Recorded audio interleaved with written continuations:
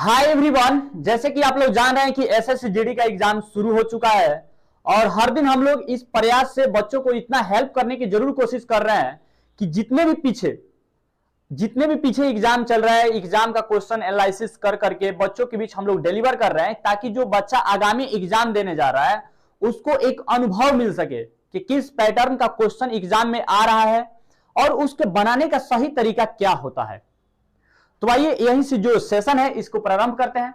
आज का जो क्वेश्चन है डिस्काउंट से रिलेटेड है। क्वेश्चन क्या कर रहा है, सबसे पहले क्वेश्चन को रीड कीजिए कि किसी टीवी का सूची मूल्य 15,000 है और उसके सूची मूल्य पर 18% की छूट दी जाती है। कितनी अतिरिक्त छूट दी जाए जिससे ग्राहक को 10,947 शुद्ध मूल्य में टीवी मिल जाए।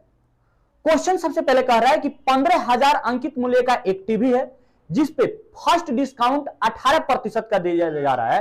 अब अगला कह रहा है कि और कितना का डिस्काउंट दे कि यह जो अंकित मूल्य 15,000 है उस व्यक्ति को 10,947 रुपया में मिल जाए। तो इस प्रकार की कोई भी क्वेश्चन आए, डायरेक्ट आप लोग क्या, जब दो बटा निकालना हो तो सबसे पहले तो यहां से लिख लीजिएगा MP into 100 minus D1 into 100 minus D2, नीचे लिखिएगा 100, फिर इसके नीचे भी 100, और ये जो बराबर होता है SP के बराबर होता है, और ये जो बराबर होता है SP के बराबर होता है। तो इस प्रकार के कोई भी आप लोग को कम से कम याद तो रहना चाहिए।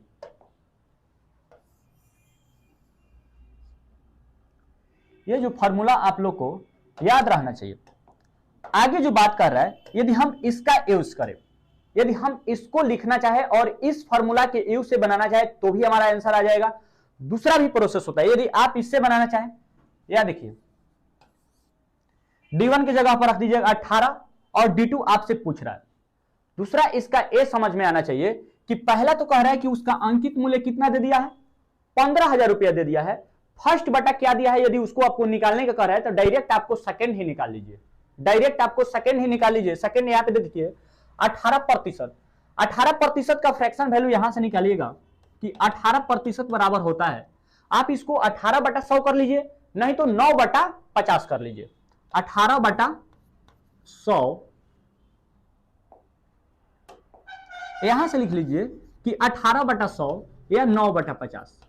हम ये कहेंगे ये अंकित मूल्य है, उस पे 18 यूनिट का डिस्काउंट मिल गया तो उसका विक्रय मूल्य कितना होना चाहिए, यानी कि 100 यूनिट का वस्तु है, 18 यूनिट का डिस्काउंट ले रहा है तो 82 यूनिट में अभी भी उसको सेल किया होगा, अभी भी उसको 82 यूनिट में सेल किया होगा। तो जो 15,000 वैल्यू है, 15,000 है, जो 100 का वैल्यू है, हम निकाल रहे हैं 82 का। नहीं तो कोई लड़का यदि निकालना चाहता है 50 से बिल्कुल निकालेगा, लेकिन 50 यूनिट जो है 15,000 है वह 50 का वैल्यू होगा, 9 यूनिट का डिस्काउंट यानी 41 यूनिट का वैल्यू निकालेगा।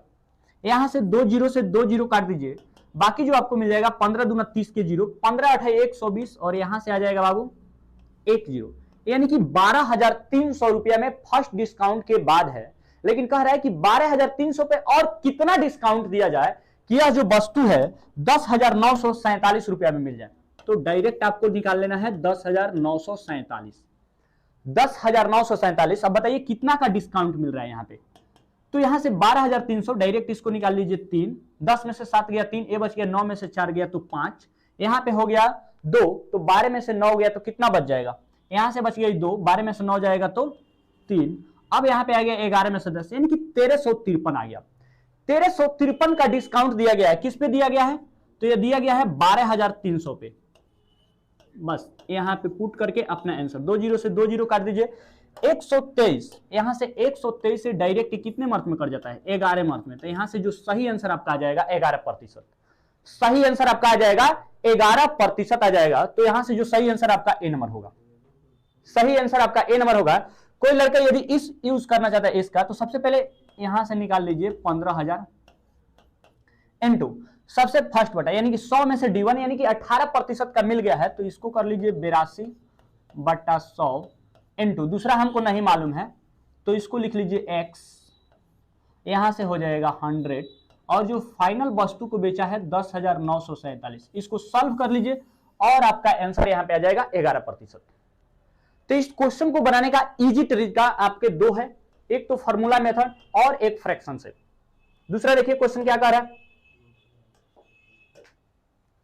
कह रहा है कि एक रेलगाड़ी एक समान चाल से 2 घंटे में 325 किलोमीटर की दूरी तय करता है। कह रहा है कि उसी चाल से 650 किलोमीटर की दूरी तय करने के लिए उसे कितना घंटा का समय लगेगा। सबसे पहले जो स्पीड होता है, यहां से स्पीड जो होता है डिस्टेंस अपॉन टाइम होता है। डिस्टेंस कितना लिख दिया है कि 325 को कितना घंटा में तय कर रहा है, 2 यानी कि 5 घंटा, यानी कि 2.5 घंटा में यहां पे तय कर रहा है। तो सबसे पहले काटिएगा कितने मार्क्स में, तो 65। ये सीधे ऊपर लेके चले जाइएगा तो इसका स्पीड कितना आ जाएगा, 130 किलोमीटर पर आवर। अब पूछ रहा है कि 650 किलोमीटर की दूरी 130 किलोमीटर पर आवर से तय करे तो कितना घंटा का समय लगेगा। यानी कि अब हमसे पूछ रहा है टाइम, क्या पूछ रहा है, टाइम। तो टाइम के बराबर जानते हैं कि d/s होता है। तो डिस्टेंस कितना है, 650 है, तो यहां से रख लीजिए 650 बटा इसका स्पीड कितना है 130, 10 से 10 और यहां से आ जाएगा 5 आवर। तो 5 आवर आपका सही आंसर होगा जो कि ए में है। 5 आवर आपका सही आंसर है जो कि ए में लिखा हुआ है। आगे देखिए, कह रहा है कि 3 उम्मीदवार ए, बी तथा सी ने एक चुनाव लड़ा और 1800, 3300 और 3900 वोट प्राप्त किया। आगे सूचना दिया हुआ है कि किसी भी वोट को अवैध वोट न मानते हुए बताइए कि बी को कुल वोटों का कितना प्रतिशत दशमलव के 2 स्थान तक प्राप्त हुए। सबसे पहले ए को मिला है 1800, बी को मिला है 3300 और सी को मिला है 3900।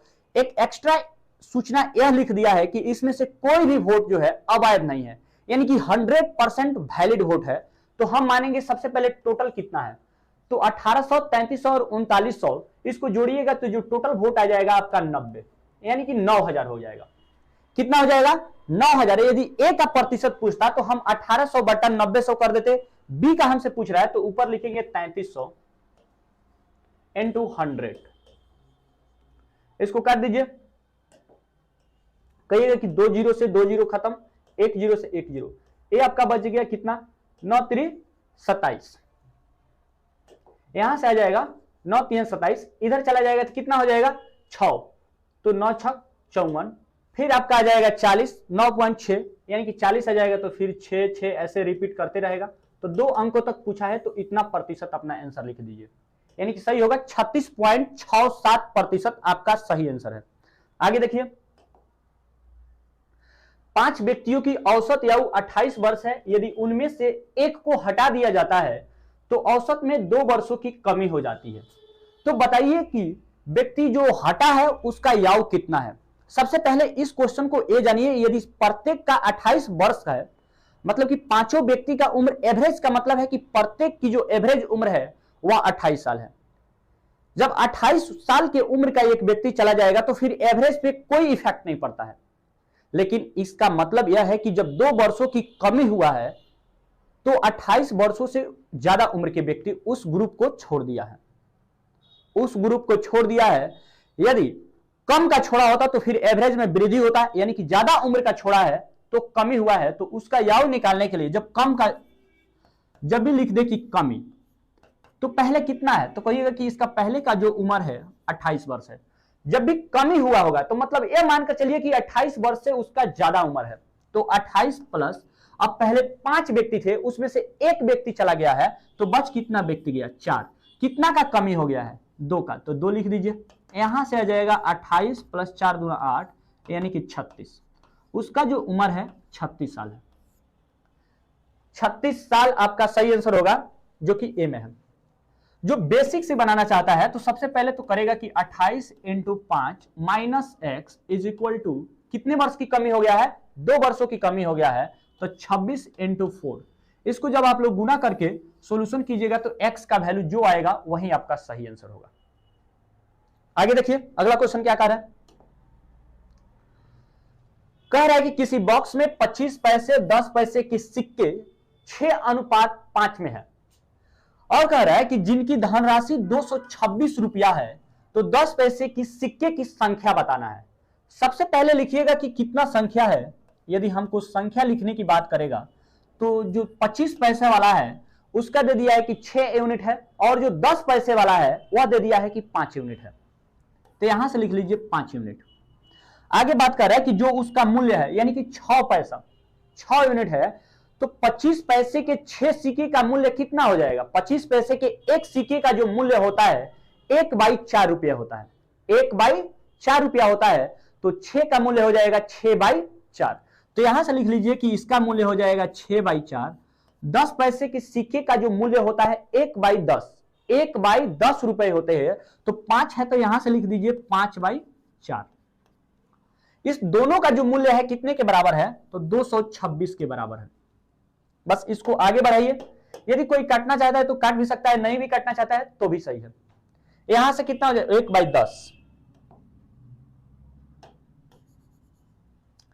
1/10, यहां से आ जाएगा 1/10, ठीक। तो इसको काटना चाहता है तो आप लोग काट सकते हैं 3 और 2, यहां से आ जाएगा 1 और 2, इसका एलसीएम ले लीजिए तो कहिएगा ये आ जाएगा 2, यहां से आ जाएगा 3 + 1 = 226। कितना आ जाएगा? 4/2 = 226। यहां से इसको काट दीजिए 2 यूनिट का वैल्यू है 226, 1 यूनिट का वैल्यू आ जाएगा 113, 1 यूनिट का वैल्यू आ गया 113। यदि हमसे पूछता कि 25 पैसे की सिक्के का मूल्य कितना हो जाता तो 6 × 113 कर देते, 678 आपका सही आंसर हो जाता। लेकिन क्वेश्चन पूछा है कि 10 पैसे की सिक्के का मूल्य कितना होगा, और 10 पैसे के सिक्के का जो मूल्य है 5 यूनिट दिया है, तो 1 यूनिट का वैल्यू 113 है, तो 5 यूनिट का वैल्यू पूछ रहा है, बस गुना कर दीजिए। 5 × 113 = 565। कितना आ जाएगा? 565 आपका सही आंसर है, जो कि डी में लिखा हुआ है। यदि हमसे पूछता कि 25 पैसे के सिक्के का मूल्य कितना होता तो उसका संख्या कितना है? 6 है, यानी कि 6 × 113 कर देते, जो आपका आंसर आता 678, जो कि आपके ऑप्शन सी में मौजूद है। लेकिन 10 पैसे पूछ रहा है तो इसमें गलती नहीं करना है, डी आपका सही आंसर होगा। अगला क्वेश्चन देखिए, कह रहा है कि क्रय मूल्य विक्रय मूल्य का 84% है। 84% का फ्रैक्शन वैल्यू सबसे पहले निकालिए कि 84/100। तो जो 84 यहां से कह रहा है कि जो विक्रय मूल्य का मतलब कि ए हो जाएगा आपका एसपी और ए हो जाएगा सीपी। विक्रय मूल्य का कह रहा है तो मतलब ए एसपी हो गया और ऊपर वाला सीपी हो गया। तो 84 यूनिट का वस्तु, 84 यूनिट का वस्तु 100 में बेचा है तो कितने का प्रॉफिट हुआ? तो कहिएगा कि 16 रुपये का प्रॉफिट हुआ। किस पे? तो क्रय मूल्य पे हुआ, इंटू 100। इसको काट दीजिए 4 से और 21 से। ऊपर कितना लिख देना है? 400/21। इसको जब आप काटिएगा परसेंटेज में तो कितना चला जाएगा? 19 सही 1/21%। 19 सही 1/21%, क्योंकि 19 यहां से आ जाएगा 21 9 आएगा, यहां से 400 है, ठीक। 19 से कम 19, यहां से 19 सही 1/21%। किस में लिखा है? डी में है। डी आपका सही आंसर है। आगे कह रहा है कि ब्याज वार्षिक रूप से चक्रवृद्धि होने पर 1600 की धनराशि पर 15% की ब्याज दर से 2 वर्षों में प्राप्त होने वाला चक्रवृद्धि ब्याज क्या होगा? सबसे पहले जब रेट आपको लिखा है, रेट कितना है? 15%, और आपका टाइम कितना है? 2 साल। तो इसका इफेक्टिव रेट निकाल लीजिए आप। इफेक्टिव रेट 2 साल का किससे निकलता है? आप फार्मूला को यूज करना चाहते हैं तो फार्मूला को यूज कीजिए, नहीं चाहते हैं, देखिए फार्मूला को सबसे पहले क्या होता है? फार्मूला x + y, xy/100, इतना प्रतिशत आता है। नहीं तो कोई लड़का होता है जो फार्मूला का सहारा नहीं लेना चाहता है, तो सबसे पहले उसका क्या काम होता है? रेट को दुगुना कर दीजिए। तो रेट का दुगुना कितना होता है? 30। फिर रेट का होल स्क्वायर कर दीजिए। तो रेट का होल स्क्वायर कितना होता है? 225। 2 अंकों के बाद दशमलव लगाकर जोड़ दीजिए। तो 30 + 2.5 यानी कि कितना हो जाता है? तो 32.25। यही आपका इफेक्टिव रेट आ जाता है, यही आपका इफेक्टिव रेट आ जाता है। तो 1600 का 32.25 कितने के बराबर होगा? बस वही आपको निकालना है। यहां से निकाल लीजिए 1600 का 32.25 प्रतिशत। तो प्रतिशत के बदले आता है 100। इस जो दशमलव के चलते, इस दशमलव के चलते एक्स्ट्रा नीचे क्या लिख लीजिए? 100। यहां से कितना है? 1600 है, 1600 है ना। तो 2 जीरो से सबसे पहले 2 जीरो काट दीजिए। यहां पे बच गया 16। यदि इसको काटना चाहता है तो काटिए किसमें? 25, यहां से काट दीजिए 25 मार्क में, फिर ए हो जाएगा आपका 4, इसको काट दीजिए 5 मार्क में, यहां से कितना आ जाएगा 225 है और 300 है। तो सबसे पहले तो करेंगे कि 5 36, इधर जाएगा तो 5 चौका 20, फिर जाएगा तो 45, इसको एक बार और काट दीजिए, 5 एकम 5, इधर चला जाएगा तो 5 दूना 10, फिर जाएगा तो कितना 5 9 45, 129 इंटू 4, बस यही 4 इंटू 129, 4 9 36 के 6, 4 एकम 4 4, 4 दूना 8, 8 3, यहाँ पे कितना है 36, 8 3 11 का 1, हाथ में कितना बच गया 1, और यहां से आ जाएगा 4 1 4, 4 1 5, 516 रुपया का उसको इंटरेस्ट मिलेगा, यानी कि ब्याज मिलेगा। सही आंसर कितना है 516। आगे देखिए अगला क्वेश्चन क्या कर रहा है कि एक बेलनाकार स्तंभ का व्यास दे दिया है 85 सेंटीमीटर और उसका ऊंचाई दे दिया है 7 मीटर, 20 रुपया प्रति मीटर स्क्वायर की दर से स्तंभ का वक्र पृष्ठ निकाले। जो स्तंभ है वह बेलनाकार है, तो जो पहले सूचना दिया है पहले तो हम उसको लिखेंगे। क्या सूचना दिया है? जो इसका डी है, डी लिखा है 85 सेंटीमीटर, डी लिखा है 85 सेंटीमीटर, तो आर कितना हो जाएगा 85/2, इसको मीटर में कन्वर्ट कर दीजिए, कितना आ जाएगा नीचे 85/200, इतना हम मीटर लिख देंगे। और क्या दिया है, यहां से आपका h का वैल्यू दे दिया है 7 मीटर, तो इसका जो वक्र पृष्ठ का क्षेत्रफल होता है, जो कर्व एरिया होता है, तो हम उसको लिख सकते हैं कितना 2πrh, इतना मीटर स्क्वायर आया। 1 मीटर स्क्वायर का दाम है 20 रुपया, कितना दाम है 20 रुपया, तो इतना मीटर का कितना हो जाएगा, अंतिम में 20 से गुना करके फाइनल अपना आंसर लिख दीजिए, यानी कि 2πrh, 2 इंटू 22/7, आर का वैल्यू कितना है तो 85/200, सभी को हम मीटर में कन्वर्ट कर लिया है, और h का वैल्यू है 7, प्रत्येक में इतना का इतना है, तो कह रहा है कि इतना 20 मीटर पर स्क्वायर के दर से उसका टोटल खर्च कितना आएगा, तो अंतिम में 20 से गुना कर लीजिए, इतना को सॉल्यूशन करके आंसर पुट कर दीजिए।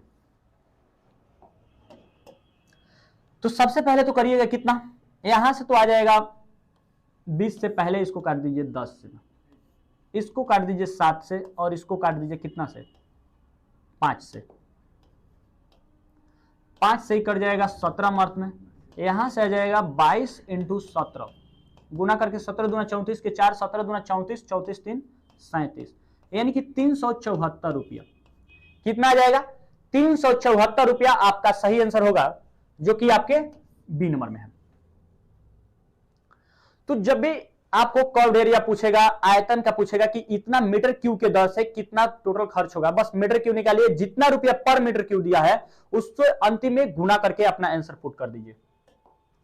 आगे क्वेश्चन क्या कर रहा है कि प्रतिदिन 8 घंटे काम करते हुए जॉन एक कार्य को 6 दिनों में कर रहा है, और प्रतिदिन 4 घंटे काम करते हुए मनु इसे 3 दिनों में पूरा कर सकता है। मिलकर प्रतिदिन 9 से 3/5 घंटे काम करने पर इसे पूरा करने में उन्हें कितने समय लगेगा, उन्हें कितने समय लगेगा। एक जॉन नाम का व्यक्ति है जो कि 8 घंटा प्रतिदिन काम कर रहा है और 6 दिन में कर रहा है, तो हम डायरेक्ट यहां से लिख लीजिए कि जो जॉन है उसको 8 6 48 घंटा में काम को कर रहा है, और जो मनु है 3 दिन में 4 घंटे के, यानी कि टोटल 12 घंटा में काम को कर रहा है। अब आपका काम होगा कि इसको टोटल वर्क को मान लीजिए, सबसे पहले टोटल जो वर्क आ जाएगा 12 इंटू 48 का एलसीएम ले लीजिए, तो यहां से आ जाएगा 48, तो 48 यूनिट काम को 48 घंटा में कर रहा है, तो प्रत्येक घंटा वह 1 यूनिट के दर से काम कर रहा है, और यह 12 घंटा में कर रहा है तो प्रत्येक के दर से 4 घंटे में काम कर रहा है, प्रत्येक के दर से, यानी कि प्रत्येक घंटे वह 4 यूनिट काम कर रहा है।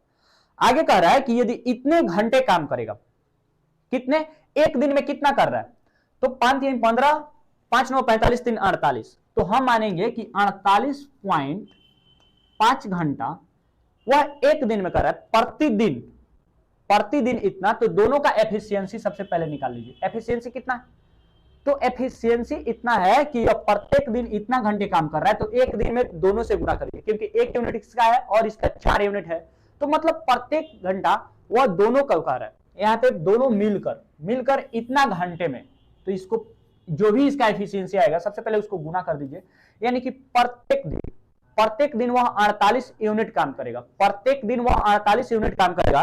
और टोटल जो हमारा वर्क है प्रत्येक दिन दोनों का जो क्षमता हो जाएगा मनु प्लस जॉन का कितना आ जाएगा, 48 यूनिट का आ जाएगा per day. Per day 48 unit total work है 48, तो 48 बाई 48 कर दीजिए, 48 बाई 48 तो कितना आ जाएगा, एक दिन में उस कार्य को फाइनल कर लेगा, एक दिन में उस कार्य को फाइनल कर लेगा। ठीक, तो आज का ये हमारा छोटा क्लास रहा जिसमें हम आप लोग को बताने की कोशिश किए हैं कि क्वेश्चन को किस तरीका से, सबसे पहले आपको अनुभव करके जाइए और वीडियो को अंत तक देखते हैं तो आपको बहुत ट्रिक, बहुत ऐसे क्वेश्चन देखने को मिलता है जो आपके एग्जाम में हूबहू टकराए हैं। तो मिलते हैं अगले सेशन में, तब तक के लिए बाय बाय, जय हिंद, जय भारत।